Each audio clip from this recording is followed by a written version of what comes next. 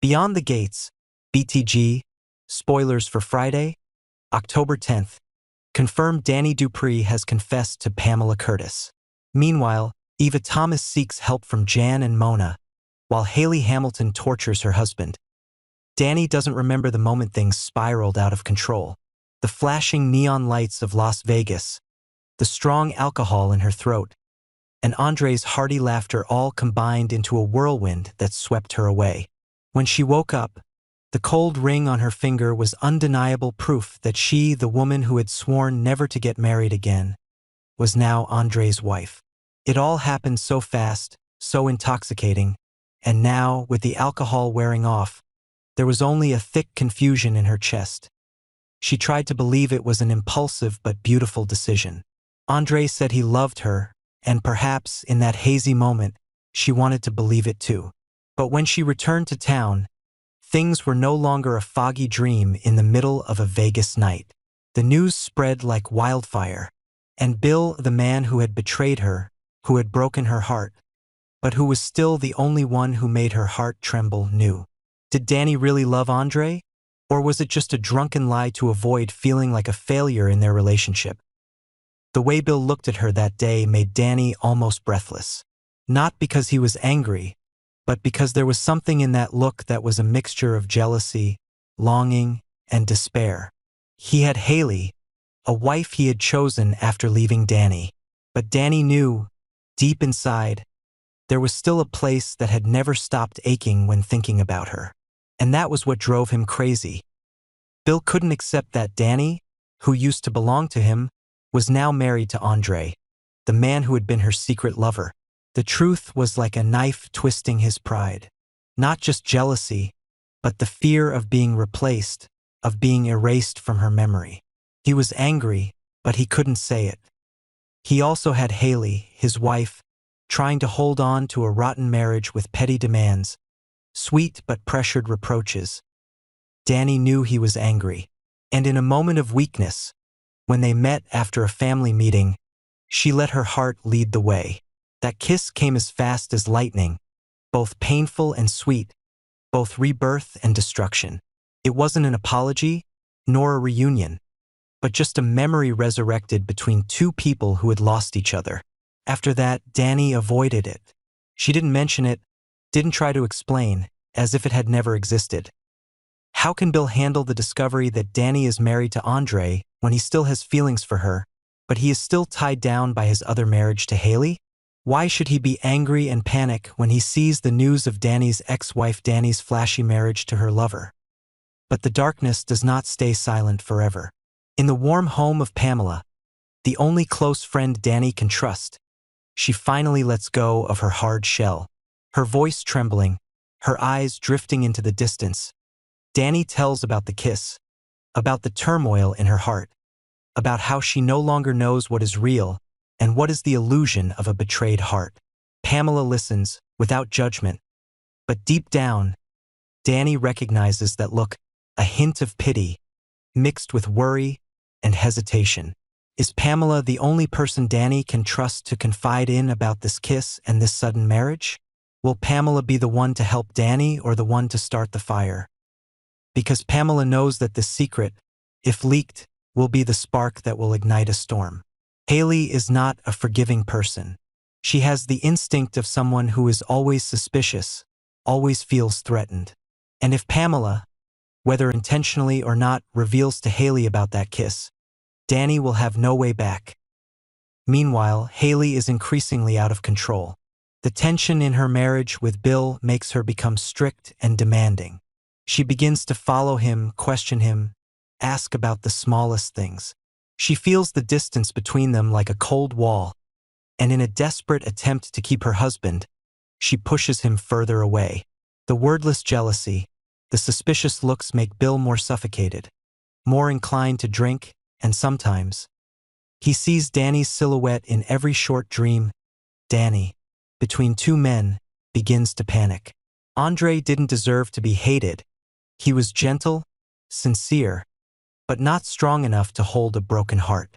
He loved her with forgiveness, while she looked at him with the eyes of someone trying to forget. It was unfair, the wrong time, and the more Danny tried to hold on, the more guilty she felt. It was like a game of chess that went wrong from the start. Danny couldn't take back her wedding vows in Las Vegas, but she also couldn't extinguish her feelings for Bill, feelings that had burned her, cost her everything, but still burned deep in her heart. Beyond the Gate spoilers for October 10th reveal Naomi and Jacob will sit down for a serious and emotional conversation. But the air in their apartment is so heavy you can hear every breath. Dim light filters through the curtains, touching Naomi's face. Pale, tired, and distant. Jacob sits across from her, his hands clasped together, waiting for something he can't name. The silence between them stretches like a taut rope, ready to snap at any moment. The news of Naomi's pregnancy should have brought joy, but instead it's a dark cloud hanging over them both.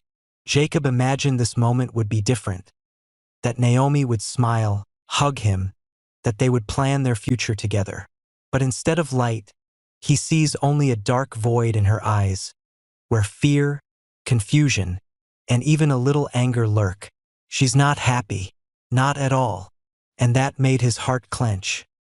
What did this mean for their relationship? Could they find common ground?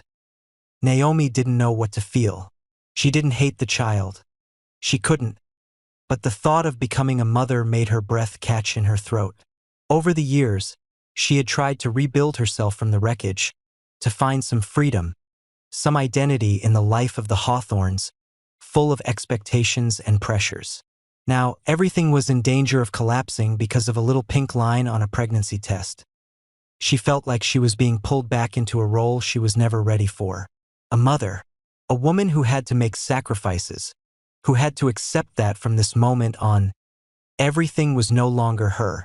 Meanwhile, Jacob was full of joy, full of hope for a home. He looked toward the future as if it were inevitable, as if their love could overcome everything. But Naomi wasn't sure. That difference, however small, became a chasm between their souls. Whenever Jacob spoke of us, Naomi only heard an echo of him. Someone who wanted to be in control, who wanted to believe that everything could be okay if only she tried hard enough. But Naomi knew that love wasn't enough to cover her fears, not enough to make her feel ready for a life she didn't choose.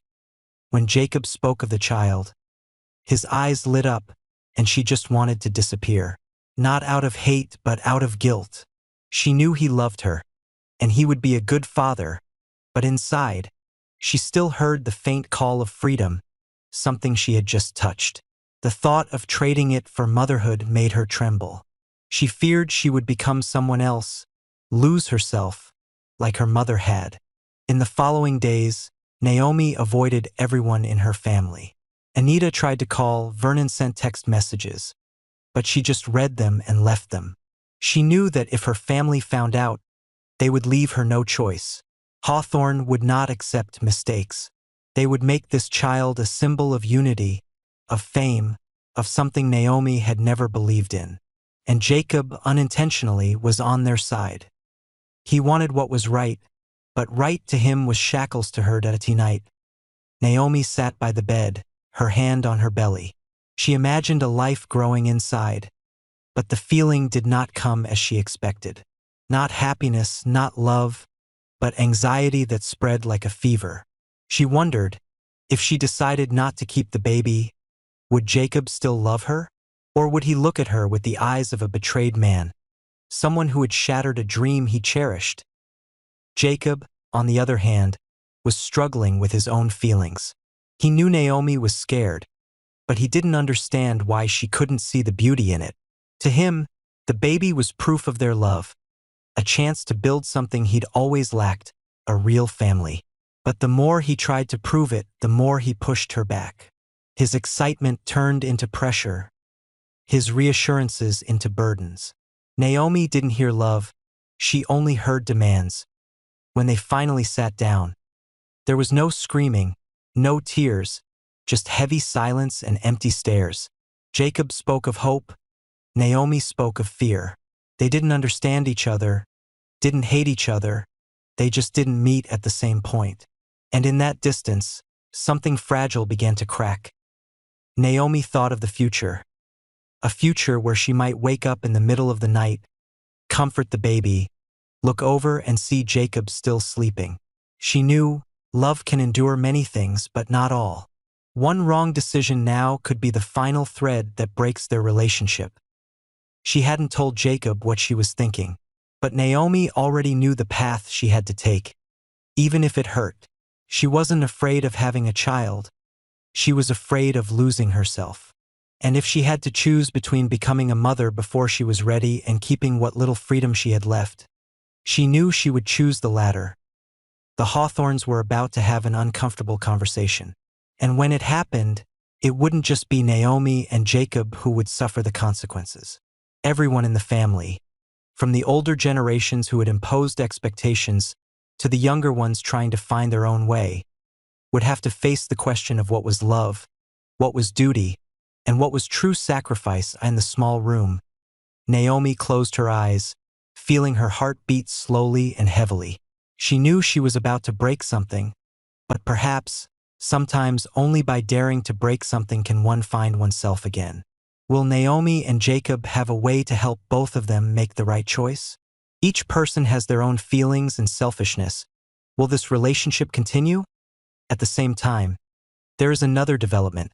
The night rain pouring down on Fairmont Crest seems to wash away the flashy exterior, revealing the dark residue that each person still tries to hide. Eva stands in front of Mona's gate, the umbrella in her hand shaking with each small beat. No one expected her to come here, and she herself does not understand why she dares. Mona and Jan, two women who once despised her mother, who once whispered harsh words about the Dupree family, are now the place she seeks. An act of recklessness or desperation. Maybe both. The gate opens with a cold sound, as if Fairmont Crest is holding its breath before a new game. Eva did not come here to beg. At least she tells herself so. But Mona's gaze, half curious and half contemptuous, made her feel like a child lost in enemy territory. Jan was silent, but her sharp eyes made Eva know that every word she said would be dissected and weighed. She entered, carrying a false calm, but inside there was an undercurrent of calculation, and no one trusted Eva. They said she was like her mother, clever, cunning, and willing to use anyone to achieve her goals. Maybe they were right, because tonight, she really needed something from them. A help, an outstretched hand among the wolves that were growling around her family. In Eva's mind, the plan was clear. She needed the support, or at least the silences of Mona and Jan to pave the way for the next step. Maybe Eva would use their hands to pull Ted back to her mother Leslie, so she could have the happy family she had reached out to 1,000 times.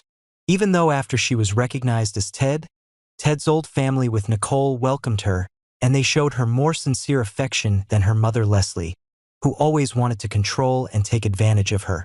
No one at Fairmont Crest was naive enough to believe in coincidences. Eva never did anything out of emotion.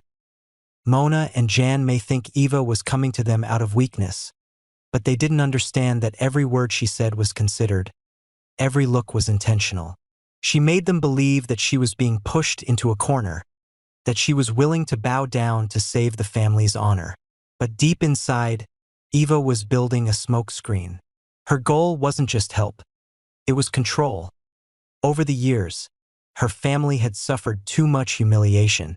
The rumors, the fake smiles at lavish parties, the judging eyes of people like Mona and January. She had never forgotten. And if Leslie agreed to stand behind it, the entire Fairmont Crest would be brought to its knees. She just needed a reason strong enough to make the two women believe they had the upper hand, when in reality, they were just pawns in the game she was setting up. But there was one thing Eva didn't expect, her own wavering. When she looked into Mona's eyes, she saw the reflection of a woman who had gone to any length to maintain power. Something in that look made Eva shudder. A vague premonition that the path she was taking might turn her into the very thing she hated most. But when she thought of Ted, that hesitation vanished. He was the only weakness in the plan, but also its greatest opportunity. Ted had the influence, the money, the connections Eva needed. He had been close to her mother, the one the Dupree family trusted. And now, he could be the one to unlock everything or the knife that would kill them. Eva had to act before he chose sides. If it meant using charm or their ambiguous relationship, she wouldn't hesitate. In the room filled with the scent of antique wood and expensive perfume, Mona looked at Eva as if she were examining a potential threat. Jan sat quietly, his lips pressed together. No one spoke, but hostility seeped into every breath. Eva felt the tension, and she relished it, because where there was tension, where there was fear, was where she could sow the seeds of control. That as she left the villa, Eva did not turn around. The rain had stopped, but the ground was still damp and cold. In her coat pocket, her phone vibrated. A text message from Leslie. "Everything is ready." A slow smile spread across her lips. Fairmont Crest would never know what was coming. Why did Eva decide to go to Mona and Jan, knowing full well that they disliked her and did not have a good relationship with her mother? Did she feel cornered, forced to ask for their help because no one else could? Thank you for taking the time to watch my video. All the content I make is just speculation and personal sharing. If you find the video interesting and useful, please support me with a like and leave a comment. If you have better ideas or more interesting speculations, please share them in the comments section for everyone to discuss. I appreciate all your contributions and support. Sincerely, thank you.